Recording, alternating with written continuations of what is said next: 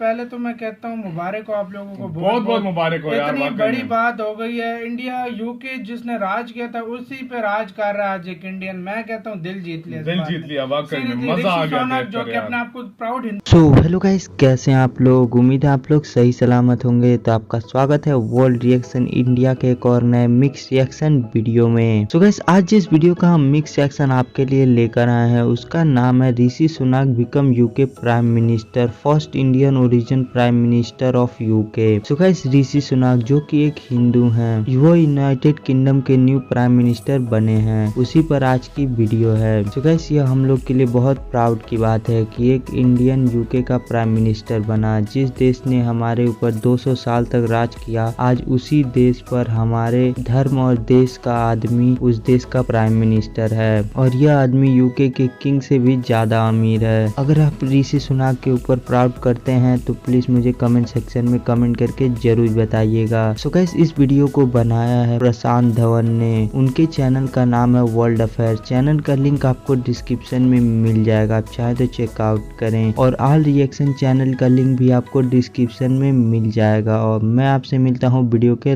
Last में। तो चलिए वीडियो शुरू करते हैं। आई थिंक आप सब लोग एग्री करोगे कि इस बार की दिवाली बहुत स्पेशल है। खुशखबरियां रुक नहीं रही, चाहे वर्ल्ड कप हो या फिर पॉलिटिक्स हो, हर जगह से बहुत सारी अच्छी न्यूज आ रही है। ऋषि सुनाक अब ऑफिशियली पीएम बनने वाले हैं यूके के।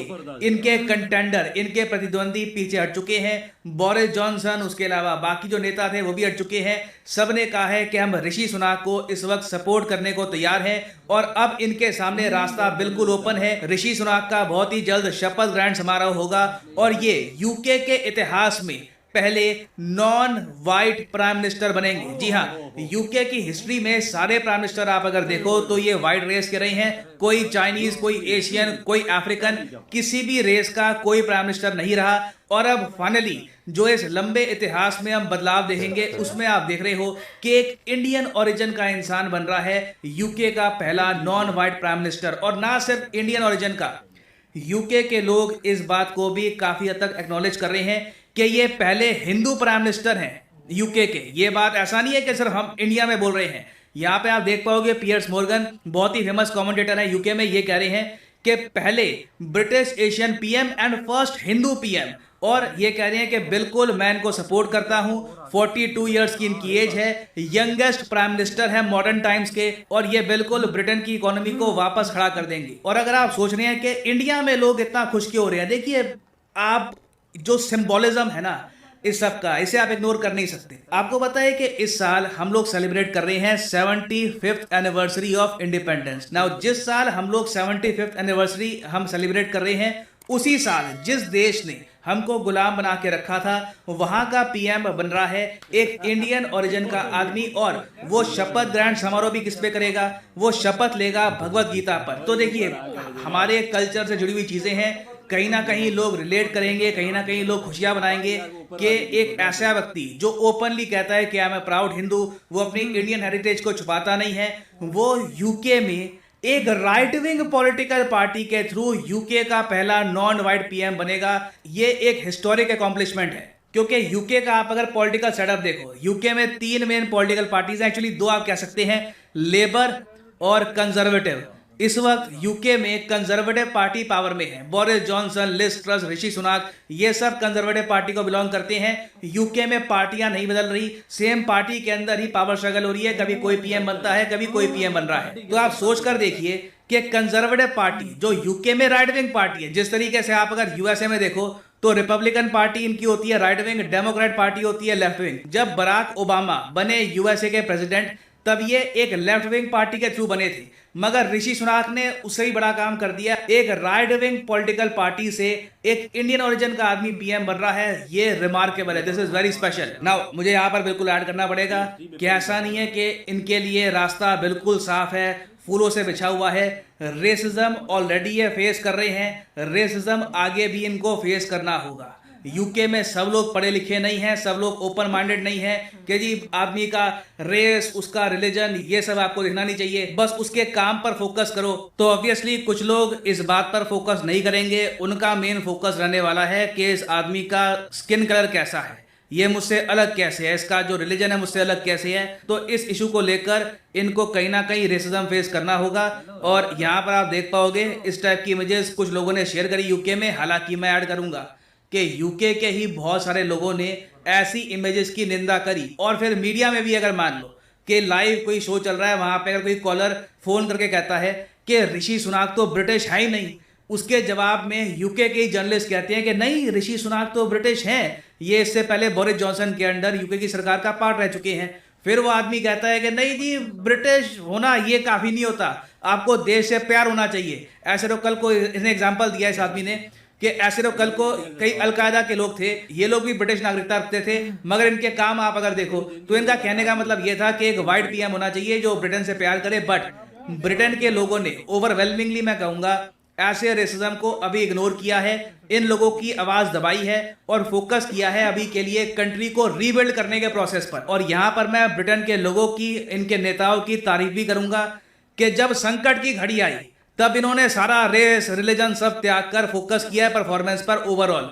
ऑलरेडी हम देख रहे हैं, बीबीसी रिपोर्ट कर रहा है कि जो निवेशक हैं ये अब काम है, इनको अब पता है कि वापस चीजें यूके में नॉर्मल हो सकती हैं, क्योंकि ऋषि सुनाक जीत चुके हैं race for prime ministers post. Rishi Sunak के अंडर कोई उल्टे सीधे टैक्स प्लान नहीं आएंगे जैसे लिज ट्रस ने किया था, इनको इकोनॉमी चलानी आती है। और अब आप देखोगे कि जो ब्रिटिश पाउंड है इसकी वैल्यू भी धीरे धीरे वापस मजबूत होगी। और मैं आपको गारंटी देके बता सकता हूं, अगर ये आर्थिक संकट यूके पे ना आया होता, यूके के लोग उस केस में ऋषि सुनाक को ना चुनते।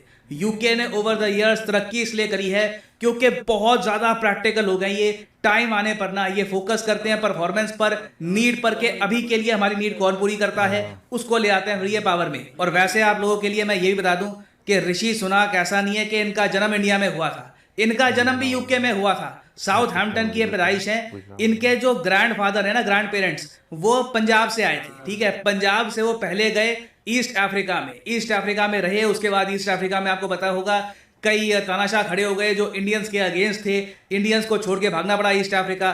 फिर वो लोग ईस्ट अफ्रीका से भागकर पहुंचे हैं यूके में। तो ऋषि सुनाक उनकी संतान है और इनकी पढ़ाई हुई है ऑक्सफोर्ड यूनिवर्सिटी में। बीच में इन्होंने यूएसए में भी काम किया है ग्रीन कार्ड लेकर कुछ समय के लिए, मगर बाद में इन्होंने ग्रीन कार्ड त्याग दिया और उनका पूरा फोकस हो गया फिर यूके में। और टोटल आप जान के हैरान होंगे, ऋषि सुनाक का टोटल नेटवर्थ है 730 मिलियन। एक्चुअली मुझे ये नहीं कहना चाहिए कि इनका नेटवर्थ है, इनका और इनकी जो धर्मपत्नी है दोनों का कंबाइंड नेटवर्थ है 730 मिलियन पाउंड्स। इंडियन रुपीस में रख लिया आप कह लीजिए इनके पास 6000 करोड़ रुपए के आसपास की संपत्ति है। और इसका रीजन ये है कि ऋषि सुनाक ने यूएस में खुद काफी कमाई करी थी। उसके अलावा जो इनकी पत्नी है ये नारायण मूर्ति साहब की बेटी है। नारायण मूर्ति आपको पता होगा इन्फोसिस के को फाउंडर है, तो इनके पास बहुत सारे शेयर्स हैं इन्फोसिस के, तो वो पैसा भी यहाँ पर आया। तो जो कंबाइंड नेटवर्थ है ना ऋषि सुनाक और इनकी पत्नी की, ये प्रिंस चार्ल्स से भी ज्यादा है। जी हाँ, प्रिंस चार्ल्स की भी आप अगर कंबाइंड नेटवर्क देखोगे तो आपको रफली एस्टिमेट मिलेंगे इसके 350 मिलियन पाउंड से लेकर मैक्सिमम 500 या फिर 650 मिलियन पाउंड।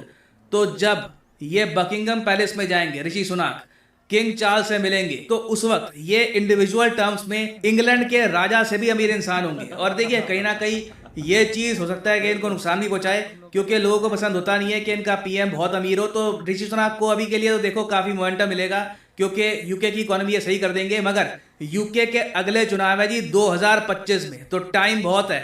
तो इस टाइम में पॉसिबल है कि जो इनके प्रतिद्वंदी हैं ये एक बार को ऋषि सुनाक की जो नेटवर्थ है, जो इनकी वाइफ का ओरिजिन है, इनकी वाइफ इंडियन ओरिजिन की है, इस पर थोड़े क्वेश्चन रेस करें। बट ओवरऑल आप अगर पॉजिटिव साइड में देखो तो इतिहास बन चुका है। और ऋषि सुनाक के आने से पॉसिबिलिटी है कि इंडिया यूके का जो फ्री ट्रेड एग्रीमेंट है जो बिल्कुल अटक गया था, ये भी हो सकता है कि रिवाइव हो जाए। और ऋषि सुनाक ने ऑफिशियली ये भी कहा है कि चाइना के अगेंस्ट ये बड़ा एक्शन लेंगे, जो भी कन्फ्यूचर सेंटर है यूके में इसको बंद करा देंगे। तो चाइना के अगेंस्ट डेफिनेटली ये बहुत बड़े एक्शन लेने वाले हैं। अच्छा, बहुत सारी न्यूज़ पहले से आती हैं और उसके बारे में बाद में पता चलता है कि जी हाँ बिल्कुल ये ऐसा हो गया। जैसे कि इनके हवाले से ऋषि सुनाक के बारे में हमने पहले ही सुना था कि इनको बहुत पसंद किया जा रहा है यूके में, और शायद प्राइम मिनिस्टर का पद अब ये संभालेंगे। और काफ़ी दिनों बाद, तकरीबन हमने 1-1.5 महीने पहले देखी होगी इनकी वो वीडियो, और 1-1.5 महीने बाद तो आज फाइनली हमें पता चल गया कि जी ये रेस ये जीत चुके हैं और प्राइम मिनिस्टर का फाइनली पद इनका हुआ। अब कोई टेंशन नहीं है, अब कोई वो नहीं है। और हाँ, सबसे बड़ी बात जब भी इनका नाम आता है तो बार बार ये बात आती है कि यूके के हालात सुधर जाएंगे जब ये इस पोस्ट पर आएंगे, जब ये प्राइम मिनिस्टर बनेंगे। इनकी यूके की इकोनॉमी, यूके का जो पाउंड दिन ब दिन गिर रहा था, तो वो दोबारा बढ़ेगा, दोबारा। इसमें हमें ये बताया गया था कि इन फ्यूचर ये बन सकते हैं, उस टाइम पर ही इशारे मिलना शुरू हो गए थे। अच्छा, अभी कुछ अर्से पहले ही इतने हालात ख़राब हुए हैं कि वहाँ की जो पीएम हैं अभी, तो उन्होंने बाकायदा रिज़ाइन दिया है कि मेरे बस की बात नहीं है, मैं संभाल नहीं, मतलब परेशान हो गई थी। ठीक है, मतलब अभी जो जैसे यूके की सिचुएशन है, इकोनॉमी की अगर हम लोग बात करें तो यूके की इकोनॉमी काफ़ी ज़्यादा क्राइसिस चल रहे हैं और ये हम लोग पिछले कुछ टाइम से काफ़ी ज़्यादा सुनते आ रहे हैं। तो मुझे ऐसा लगता है कि एक चीज़ जो अभी तक हमारे जो कंट्री है उनके लीडर्स को और उनके लोगों को समझने की ज़रूरत है, वो ये कि जिस टाइम पर आपको जिसकी ज़रूरत पड़ती है या जो राइट पर्सन है आपकी कंट्री के लिए, आपको उसको सपोर्ट करना चाहिए। बट यूजली होता ऐसा नहीं है। मैं हमारे यहाँ की बात करूँ तो मुझे लगता है कि एक ये भी बहुत रीज़न है हमारा पीछे रहने की कि हम लोग चीज़ों को एक्सेप्ट नहीं कर पाते। अब ऐसा नहीं है कि उनके लिए चैलेंजिंग नहीं रहेगा ऋषि सर के लिए, क्योंकि अगर बात की जाए जिस तरीके से रेसिज्म उनको अभी से फेस करना पड़ रहा है, सीरियसली मुझे वो पिक्चर बहुत बुरी लग रही थी, क्योंकि मुझे नहीं लगता कि आपको किसी को भी इस तरह से ट्रॉल करने की ना आपका कोई राइट बनता है, चाहे वो कोई भी पर्सन है। ठीक है, आपकी अगर आइडियोलॉजी नहीं मिलती, ओपिनियन नहीं मैच होती, वो एक अलग चीज़ है, आप उस पर डिबेट करो और उसके बाद मुझे लगता है ठीक है, अपने अपने तक रहो, लिमिट्स में रहो। बट इस तरह से मुझे लगता है कि आपको इस तरह से ट्रॉलिंग नहीं करनी चाहिए जो कि किसी को हर्ट करे। बट खैर जो मुझे लगता है कि लीडर्स होते हैं वो इतना ऑलरेडी प्रेशर जो है वो हैंडल कर चुके होते हैं कि उनके लिए ये चीज़ें इतनी मैटर नहीं करती, क्योंकि वो बहुत फोकस्ड रहते हैं।